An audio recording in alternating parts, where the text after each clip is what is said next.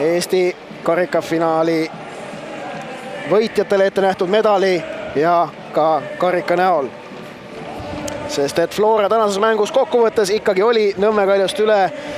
Finaalis olid vastamisi küll kaks võrdset meeskonda, aga võrdsete meeskondade lahingu otsustavad sellised väikesed asjad, väikesed detailid ja nendes väikestes detailides oli Tallinna Floral täna rohkem õnnestumisi kui Nõmme Kaljul ning seetõttu just nende meeskond selle kohtumise ka 3-1 võitis ning Eesti karikavõitu saab tähistada. 1995, 1998, 2008, 2009, 2011 ja nüüd 2013 on aastad, mil 9-kordne Eesti meister Tallinna Flora on võitnud ka Eesti karikavõistlused. Kuldmedalid meestele kaela ning seejärel juba on aeg meeskonna kaptenil Andrei Frolovil tõsta pea kohale Evald Tipneri nimeline karikas. FC Florast saab teine meeskond, kes siis selle Tipneri karika endale saab.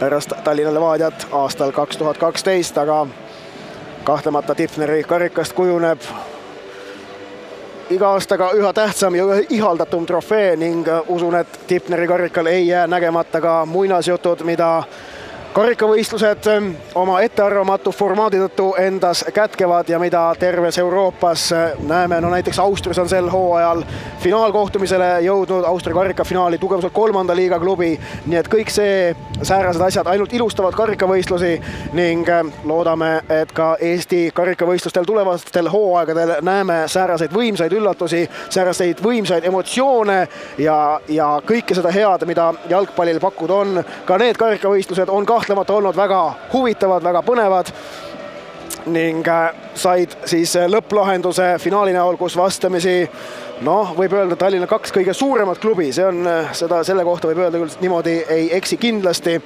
2 kõige paremat selle vastu seda ei saa nüüd tingimata öelda, sest Levadia on ikkagi ka selles suures kolmikus ja suures konkurentsis väga tugevalt sees.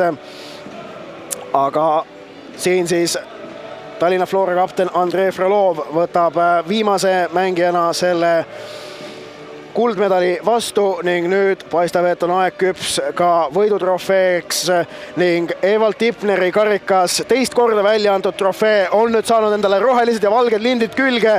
See tähendab, et see on Tallinna Flora värvides rohevalge võim, nagu Flora fännid oma suure selle plakatiga enne kohtumise algust kuulutasid ja ka nüüd kohtumise lõpus ning rohevalge võim võib tähistada Eesti karikavõitu 2013. Tallinna Flora on Eesti karikavõitja ning võib Lillekülas pidutseda. Tiitel on olemas, kuldmedalid on kaelas ning hooaeg küll jätkub järgmiste võistlustega, aga on esimese väga ilusa finaali juba leidnud.